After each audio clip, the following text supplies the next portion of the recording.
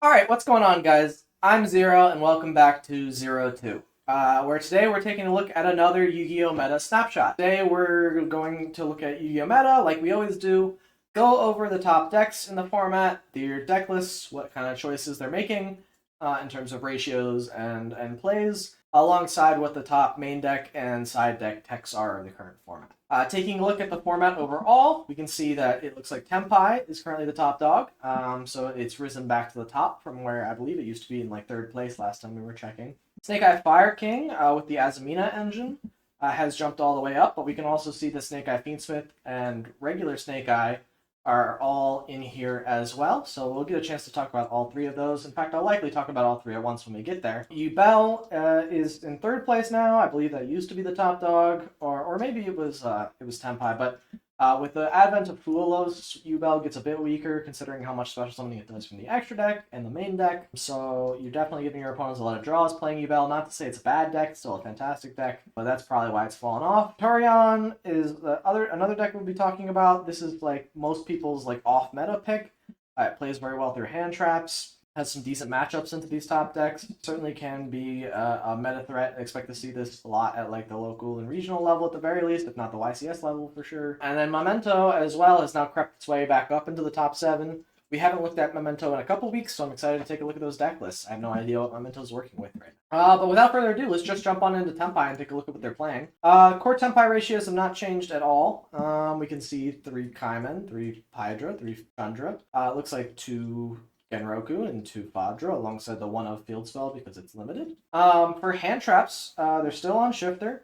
Shifter's still extremely strong in this format because the Azamina cards require the graveyard, the Snake Eye cards require the graveyard, Fiendsmith stuff essentially requires the graveyard, so if you're not playing a deck that really needs your graveyard, then Shifter can be extremely impactful. They are on Dominus Impulse because they're all fires, so it does lock you out of Lights, Earth, and Winds, but you don't care because you're not playing any of those anyways. And it gets to negate an effect that summons a monster, which is really strong. They're also likely main decking Perulia and the Sun copies. My guess is that this is not like at 3 simply due to the price point of Perulia. Similarly with Fuelos, same exact problem. They likely more people would be maining 3 if they had 3. Outside of that, there's still some of them are on the 1 Poke Drago, others have been cutting it.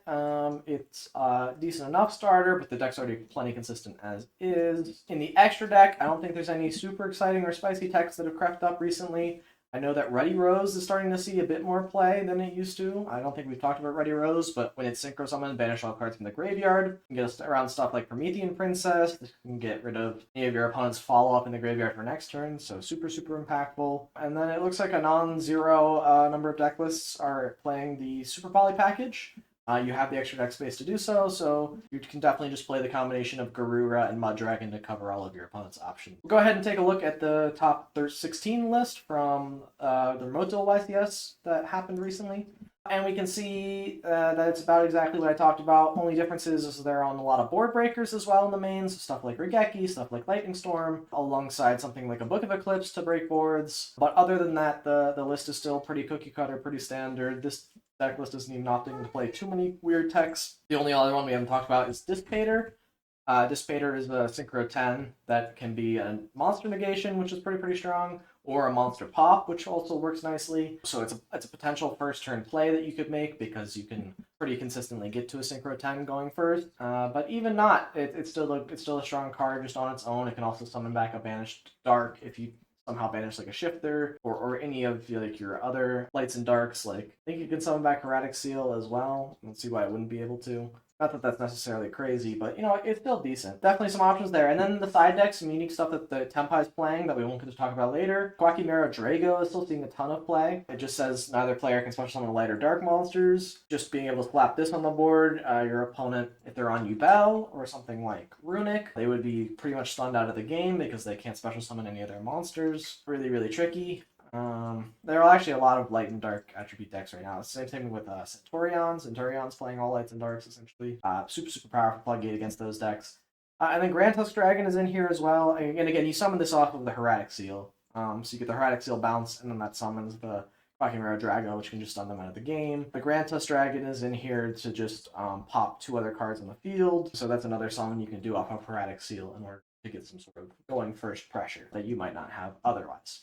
That's Tenpai. Let's go ahead and jump back over to the main tier list and take a look at Snake Eye Fire King now. Snake Eye Fire King, Azamina, I'll say as well, because almost all of these lists are on the Azamina cards. Again, it says only 44%, but some decks are playing 2 instead of 3. So it's really over 77%, which is a much higher ratio of these kinds of decks that are playing the Azamina package. And it's no surprise why they're doing so. Ilia Silva is an extremely strong portion of your end board as an Almina Gate. But you can also set it up very early into the combo in order to get insulation against hand traps for your main combo. Additionally, the whole combo also searches your Wanted, which gets you to your Yubel Star, which gets you to your OSS, which gets you to your full combo either on the Snake Eye side, where you're summoning Ash into Poplar, or whether you're summoning the Ponix, which gets you into the Fire King Island, via Fire King Sanctuary, which gets you into typically your Garunix, and that gets you off to the races. Some new cards that people may not have read before that came out in Rage of the Abyss is Fire King Courtier Okanix, which on normal or special destroys another fire, and if you do, adds a Fire Beast Warrior, Wing Beast, or Beast from your deck. So pretty much any of your Fire Kings. And then additionally, if it's destroyed, you can special summon a Garunix from your deck in defense position. So not the big boy, the new one, but the OG Garunix, which gets to essentially be an extra body you can use for either Xyz or Link plays if you need to. Looking at the extra deck, it's got the fire good stuff in it. It's got the Promethean Princess. It's got the Hida. They're playing the IP and the SP package for the Snake Eye combos. Looks like a lot of lists are still on the Raging Phoenix. Into Zealantis combo, which can be a free OTK. The rank 8 for Fire Kings is nothing to scoff at. They can make that at a quick effect speed thanks to Fire King Sanctuary. And it just blows up the entire board of monsters, which is pretty nuts at quick effect speed. So definitely something to watch out for, especially if like a lot of this can be stealthy. Like if they just had this on board, you might not think they'd be able to resolve it, but they can use Kirin on your turn at quick effect speed to special summon itself. Also, that might trigger their Garunix that they might have in hand or grave to special it. And then now they've got 2/8s on board, which can easily trigger this to synchro into Garunix. So note that even with an empty board, this can still be live to summon the Garunix rank 8. Some other neat stuff in here. Fucho is in here as a rank 1 that they can make with their Snake Eye stuff if they know they're up against Tenpai and they're forced to go first. This is a really strong card against Tenpai because it's unaffected by card effects, so they can't remove it by traditional methods, card effects, and then it also, if you detach 2 materials, can't be destroyed by battle for the rest of the turn, and you take no battle damage. So your opponent can't swing over it to kill you at all, they can't do piercing battle damage, they can't do anything against this essentially. So it gives you another free turn against Tenpai, where hopefully you can just OTK them in return on the crackback. But other than that, it's just a bunch of fire good stuff in here. The Mu Restiago is the other half of the Azamina combo. It searches your Wanted, and you can use it to recycle your Hollowed Azamina, so that way you can make Ilia Silva. So this is typically the bridge they use. Their side deck isn't super unique outside of potentially Fire King Skyburn, which is a card that only they could run, so we'll talk about it now. You get to target an equal number of Fire King monsters you control and cards your opponent controls. So basically, you're popping from your own board equal to your opponent's board. It's a 1-for-1 trade, but you can. It's like a quick play spell, so you get some interruption if you search this going first, or you can search it going second to help break boards. And then additionally, because you're popping Fire Kings with this, all of your Fire King monsters are likely going to give you some advantage when they get destroyed. Like Kirin, when he's destroyed, gets to special summon a Fire King and pop an additional card. Really strong removal. We already talked about how Okanix can float into your big Garunix. Ponix gets to resummon himself later. Garunix gets to do nothing, but you're probably not popping Garunix. But yeah, it is a really strong, powerful card. And it's searchable, so they play one in the side deck because they can get to it pretty easy. Other than that, they're just on hand traps, so stuff like Fuelos, stuff like the standard suite of Ash, Baylor, Imperm, etc. Makes a lot of sense. I mean, Ash is probably going to see a ton of rise in usage, I wouldn't be surprised. And we'll take a look at that when we get to the main deck staples, but because of Fuelos being around, you really need an answer to it, and so main deck Ash, main deck Call By are going to be the ways to do so. Continuing onward, though, let's go ahead and talk about Snake Eye Fiendsmith, since it's going to be a lot of the same notes. All of the same Snake Eye Azamina stuff we just talked about applies to this deck. The only differences are there on a Fiendsmith package, which is now typically 1 Engraver and 1 Lacrima, because you can always go into your Requiem off of your Closed Goddess, which is just any 2 monsters, that would summon the Lacrima from your deck, which would then Foolish Burial the Engraver from your deck. And then you could always take the remaining resources that you have, or if you don't have any resources, just summon back the Engraver by shuffling back like the Closed Goddess, link those two up into sequence, and then you have 3 Light Fiends Engrave to make your Desi Ring. So, super, super self-contained combo that gets you to your Desi Ray negates, which is really, really powerful. You can splash it in any deck. A lot of decks are playing this engine. The only reason that you wouldn't play it is it special summons a lot of times from the extra deck and the main deck.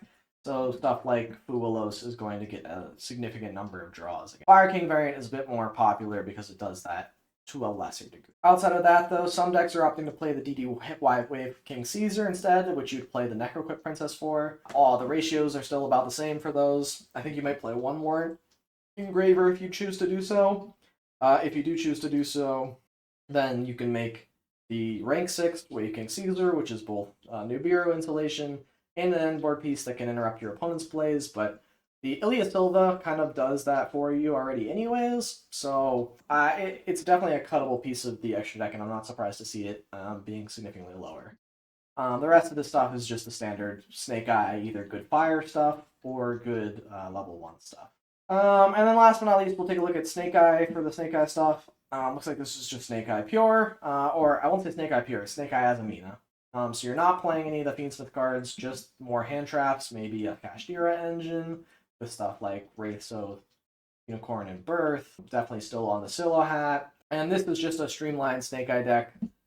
You're not going for the Fiendsmith stuff, which means you have a bit of extra link fodder for your end board, which can turn into potentially a Scylla Hat Rabbit, although the Fiendsmith stuff can do that too. I think this is just another option to go if you want to be a bit more hand trap heavy in the main deck. You don't sacrifice too much in the way of end board power, but I do still think that the Fiendsmith variant is better. Outside of that, nothing again unique to talk about. We already talked about a lot of the choices. They're maining a ton of hand traps, a ton of board breakers potentially if you want to go that route instead. I think the jury is still hung on whether or not hand traps or board breakers are better at the moment. A lot of people are playing still a ton of hand traps, but I have seen some other people cut down, play a bit more engine, and choose to play more impactful board breakers instead. And both have seen some relative success. So, cool. I didn't take a look at a deck list, though, so let's go ahead and take a look at a deck list from the Fire King Snake Eye stuff that's from an actual tournament. So this is 3rd and 4th at the YCS Remote Duel. And we can see that they were on a pretty standard package, is like 3 Ulcanix, 1 Arvada, 1 Ponix, 3 of the Kirin, and then 1 of the High Garunix and New Garunix, King Garunix, alongside 1 Sanctuary and 1 Island. So it's a lot of one-ofs, but they're all highly searchable via OSS, kicking you off into all your main combos. So it makes a lot of sense that you don't need to be committing too hard to any one particular portion of the... Although, Kirin does allow you to play on your opponent's turn. If you open this plus any of your other Fire Kings, you can kind of get off to the races on your opponent's turn by popping some Volcanic. Super strong. And then this also, by popping fires, can trigger. Cool. Moving onward, we're going to go ahead and talk about Yubel. So we're jumping back a little bit. This is the 3rd best deck, though. We just wanted to talk about all the Snake Eye stuff together, so we didn't have to jump back and forth and re-explain Snake Eye each time. Because Snake Eye, all of the Snake Eye variants kind of do the same thing in terms of the Snake Eye cards. It's just what supplementary engines you're choosing to play. You're almost always, it seems like, choosing the Azamina stuff because it just pairs so well with the 2 engines, and then you have your choice of either Fiendsmith or Fire King or both or neither. That's kind of where your decision matrix is with those decks. With Yubel, it's pretty much more streamlined. You're definitely still playing the Fiendsmith stuff because it's really nice to have the Fiend Link fodder. They're still doing exactly the same thing they've been doing, making Phantom of Yubel, making Yama into Rage, into setting their traps.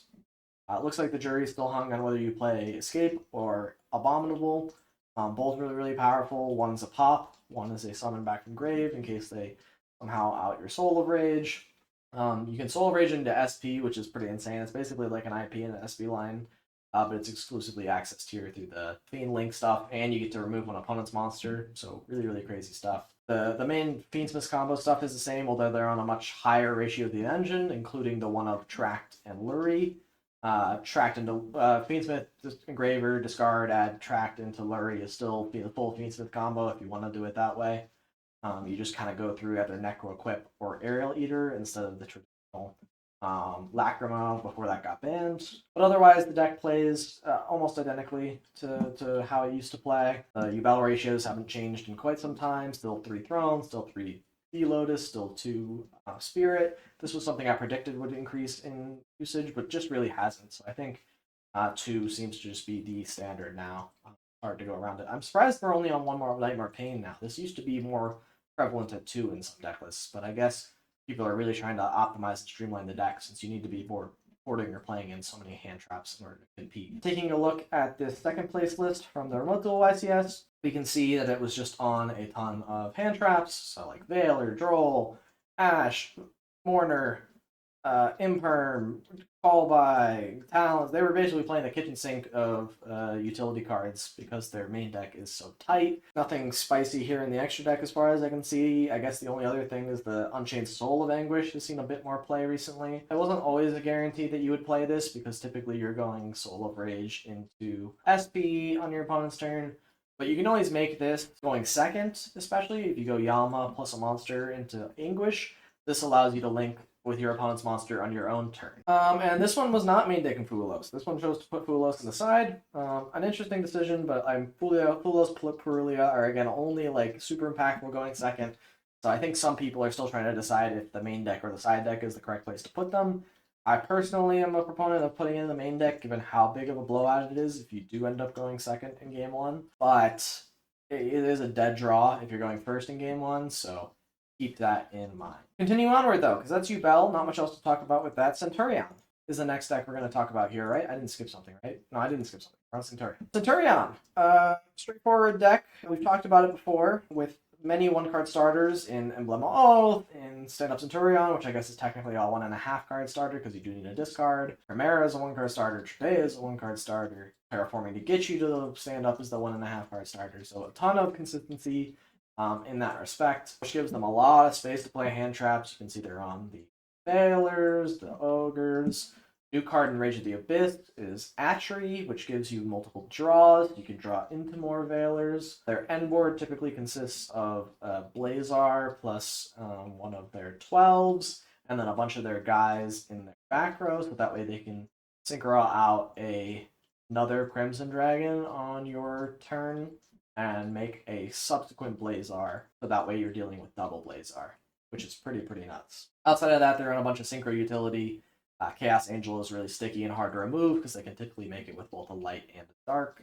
Or, sorry, not a light and a dark with these two, but a light and a dark. But technically, you can use any light or a dark as a tune. But you're on a heavy Bestial package, typically. A lot of decks are playing Bestial Centur-ion, so that's like Blue Balion with Baldrake, Saronir, Magnamut, Druis Worm, Magnamut being 6s to pair alongside your 4s is really strong because you can go into any of your Synchro 10s that you want to. Well, I guess these are 12s, but your 10s include stuff like Chaos Angel, stuff like Dissipator, and whatnot. So definitely a powerful deck. And the side deck, there's nothing, or not the side deck. We can talk about the side deck. The side deck is nothing too crazy that's special to them, so we won't talk about it now. But the extra deck, some unique tech pieces they can play. They can play the red Supernova Dragon to be another form of layered interaction.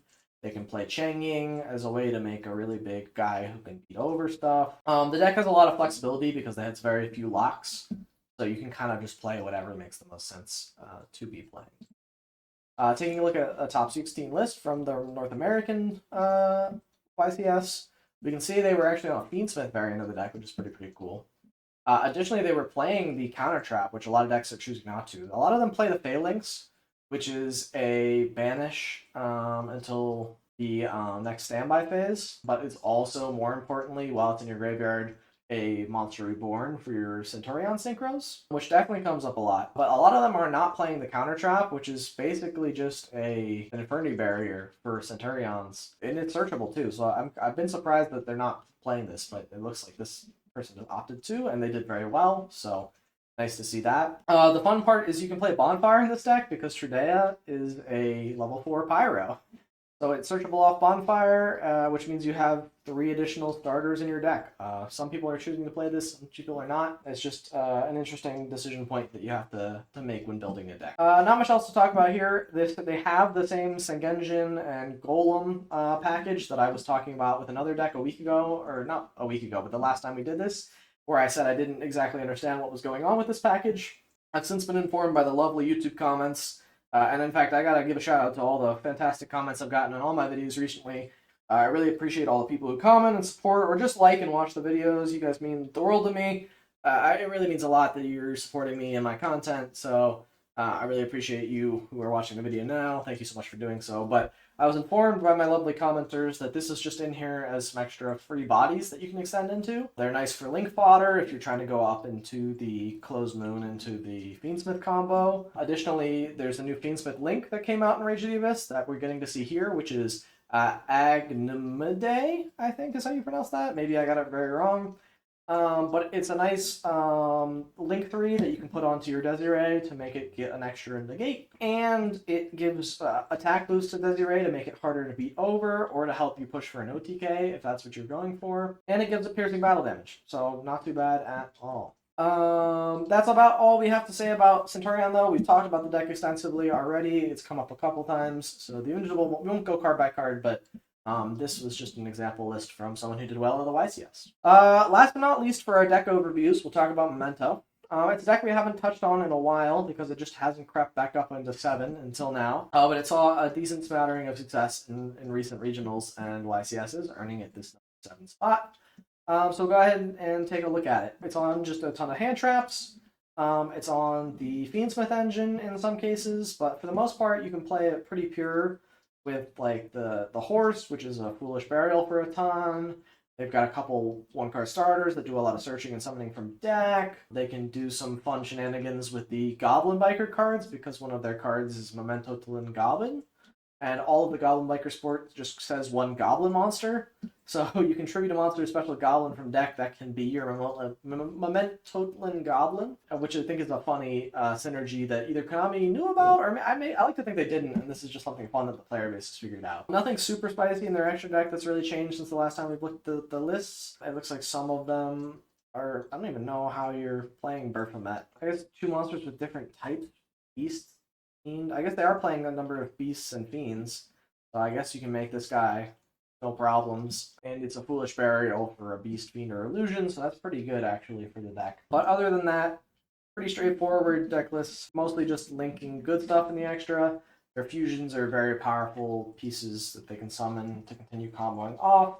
It's a hard deck to interrupt at the right time, and it just sets up a ton of pops for your opponent's turn. So if they're not prepared for all of those pops, it could definitely be problematic. Looking at the most recent top 32 list, we can see it was on 1 Fuelos. Interesting. Or if that's like budgetary concerns or a choice. I have no idea why you'd only choose to play 1, but I suppose that's fine. They were also on the Diabels on the side. This is a card that a lot of people hyped up on release and hasn't seen much play.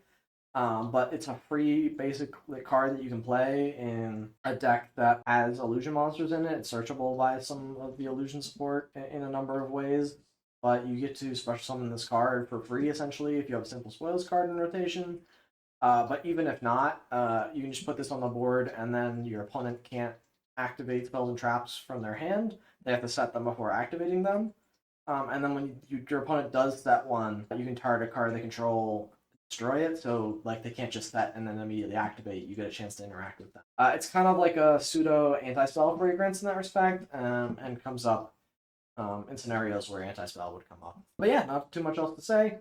Outside of that, this is what Memento's cooking with right now. It looks like they're pretty firmly on the 3 Anguish, 3 Darkblade, 3 Tatsunashigo, 1 to 2 Goblin. I know the previous list had 1, this one has 2, and then all the rest of their guys are 1-ofs. Their big combined creation, the Horn Dragon, the Akihiron, Sleepy, the Mage. All really powerful effects, all stuff you want in your deck. Cool. We're chugging along, we're chugging quickly, but we want to get through this in a reasonable pace. And we've already gone kind of long. So main deck techs, we can see that Imperm is still top dog, which is kind of baffling to me. I really would have bet money that Ash Blossom would have risen in some significant capacity, considering how good it is at dealing with Duelos. That's not to knock anything on Imperm. I think Imperm is one of the strongest options to be playing as a hand trap right now, so it's not bad at all to choose to play Imperm. But if I had to choose between the two, I'd probably be choosing Ash.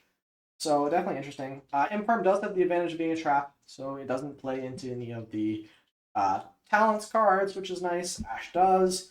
But again, Ash being able to stop the mulch armies is, in my opinion, more important this format. Hence why Call by the Grave has risen so strongly. A lot of decks are on it just because of how many hand traps are in the format. But more so to just deal with all the mulch armies. Speaking of which, mulch army Fuelos, only been out for a little bit, already the number 4 card seen in most main decks. About 54% of top decks are running it, so over half of the decks are running it in the main deck at 3 copies, or 2.7. A super powerful card basically just says when your opponent special summons a monster from the main deck or the extra deck, you get to draw a card, so you activate it. It's a lingering effect that applies for the rest of the turn. Only condition is you have to have no cards, so you can't play this going first, but you do get to blow your opponent out going second if they're playing a deck that summons at all from the deck or extra deck, because you're going to be getting 1, 2, 4, 5 draws, and then your card advantage is going to beat through your opponent. Absolutely crazy card. Impulse, another new card that has seen a ton of play. Negates this effect that summons a monster. It's a trap, so it has the same perks of impermanence of not proccing any of the triple talents or triple tactics cards. Super strong. Droll in here. A lot of the top decks are doing a ton of searching from the main deck, so Droll being in here makes a lot of sense. You'll notice something missing in here is Nibiru. Nibiru is no longer seeing a ton of play. That's because all of the Azamina decks were able to put up Ilia Sylvia very quickly, meaning that Nibiru is turned off against them.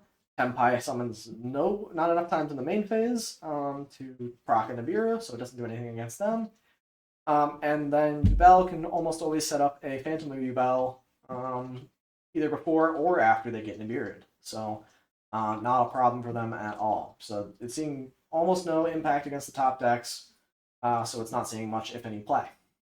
However, that's not to be the same to be said about Ghost Ogre. Ghost Ogre has seen a ton of play recently, and that's because all of the new Azamina cards are. The Deception of the Simple Spoils is a continuous spell, so if they activate it and send or tribute a monster as cost, and you Ghost Ogre them, not only have they just tributed that monster, but they don't get the effect of the Simple Spoils because the continuous spell has to remain face up on the field to resolve. So Ghost Ogre is a really powerful counter to that. And it has applications against other top decks, stuff like hitting the field spell against Tenpai. It can hit the Nightmare Pain against Yubel. It just comes up quite often against a lot of the top decks right now, so it's seeing an increase in play. The Bystials are still strong. Magnum's the only one who's seeing hyper-consistent play because it's the best one, but the other Bystials are still doing a smattering of play. I'm sure we'll see them in the side deck. And then Talents in the main, Talents Thrust, stuff to punish your opponent for trying to hand trap you, especially with Duelos being around. Although most people aren't shotgunning this in the main phase, they're using it in the draw phase. So I guess they are shotgunning it in the draw phase. Sorry, I kind of misspoke there, but I meant what I said, that they're not using it in the main phase. Talents is in there mostly to just punish all of those super hand trap heavy decks, or decks that are attempting to play on your but yeah, that's the main deck text. We'll move on to the side deck text now. Dim Barrier, number 1 side deck card, has finally dethroned Cosmic Cyclone. Tenpai is the best deck. This card counters it. Additionally, not so bad into Azamina Snake Eye anymore. Spell Fusion. It can turn off a lot of their important plays, since the Azamina cards can be kind of pivotal just getting to Wanted. Against Yubel, it's not so great, but at least keeping them off of Phantom Yubel isn't the worst, but you probably don't put it in against Yubel. But against Centur-ion, calling Synchro, shutting all of the Synchros off, you might even want to hold this until your own turn 3 to shut off their Synchros, because they can kind of set up their board through Dimensional Barrier if you flip it too early on them, and then try and break your board turn 3 on the crackback. So holding this until you absolutely need it to protect all your stuff can be pretty pivotal. Cosmic Cyclone hits all the face-up spells and traps that are floating around, stuff like the Deception, stuff like the Tenpai Field Spell, the Nightmare Pains, the Wake Up Centur-ions. Still a really strong card, still seeing a ton of play. Perulia being in the side makes a lot of sense. It's less good than Buolos, and so it's tricky to justify main decking it, but it's still insane to be drawing cards every time your opponent summons from the hand. It is absolutely a card that people are going to be playing in the side deck when they know they're going second, and it pairs very well with Buolos too, because you can stack these. You can activate 2 Mulch Armies per turn, so that can be 2 Perulia, 1 of each of Buolos and Perulia. Like, there's a lot of ways to be stacking and getting draws. Really, really strong card. Duster is in here as more spell and trap removal, just a standard side deck staple. This will probably always be hard to power creep a card that just says get rid of all spells and traps in the field. Thrust is in here as a way to search a lot of these powerful 1-ups, stuff like Dim Barrier, stuff like Duster, stuff like Different Dimension Ground, which says that any card sent to the graveyard is banished this turn, so it really hurts stuff like Azamina and Fire King, all those cards. This is all searchable off Thrust, so you play Thrust on the side to search your option. Anti-Spell Fragrance is a blowout going first card alongside Skill Drain. These are 2 floodgates you can just flip up going first if you know you're going first. And they can win you games on your own. A lot of the top decks are reliant on spell cards to do anything, so anti-spell turning all of those off is really, really nice. And then Skill Drain, being able to completely take all of the monster effects off of the board, can be really impactful, especially if you're playing a deck that can out-it itself. So something like a Snake Eye, if you set up your full board, you negate their plays with Skill Drain, and then on your turn, you can just use Snake Eye Ash to send it to the graveyard to summon one of your Snake Eyes from deck and continue onwards with your plays for cost, so really, really powerful. Evenly Matched is another board breaker of choice this format. There are a lot of Omni Negates running around, so it isn't quite as good as it has been in the past, but it does still interact pretty strongly against a lot of the top decks. The top decks are putting out a ton of cards on board turn 1, and so if you are able to bait out a negation and then evenly match their board, you get to a state that's basically unrecoverable because they go through a lot of their gas turn 1. So it can be very nice if it does resolve, but does tend to be a big point where we'll be holding their negates for the. But yeah, this is the format as it stands. There's a lot of cool decks to talk about in here. I want to put this out there to folks who have made it this far in the video, or jumped here, or whatever you want to, whatever you're here now that you're hearing this. I typically go through the first 7 decks on this list every week, or not every week, but every time I do Meta Snapshot. And so we get to see a lot of the same decks each week, and I can understand that might get a bit stale or a bit boring, so let me know if you prefer for me to maybe look at the top 4 or 5, and then instead of just looking at the top 7, I'll pick some decks we haven't looked at yet that are up in this top echelon here. Maybe some stuff that's got some new support, like Mermail Atlantean, or, like Zodia, and talk about those decks that are still topping. They're just not quite getting enough tops to break up into this top 7. If that's an idea you're interested in for future Meta Snapshots, I'm definitely interested in doing so, but let me know down in the comments if that's a direction you want me to be going in. Other than that, though, thank you so much for watching the video. If you liked the video, made it all the way to the end, go ahead and drop a like. Go ahead and subscribe to my channel. I put these out bi-weekly, on our rough bi-weekly schedule. Sometimes it's a little bit sooner, sometimes it's a little bit late, depending on what events I want to wait for to wrap up. But yeah, I put out this kind of content pretty frequently. I also like to put out deck profiles and other Yu-Gi-Oh! Challenges and discussion videos, so if that's something you're interested in, definitely go ahead and subscribe. There's plenty more of that content. If I didn't list any content you wanted to see and you have ideas for some videos I can make or challenges you'd want me to take on, let me know down in the comments. And if you didn't like the video, let me know in the comments as well. I'd love to hear your thoughts on what I can do to improve and make better content for you, because at the end of the day, these videos are made for you guys. But without further ado, thank you so much for watching. I hope you have a good one, and I'll see you in the next video. Bye!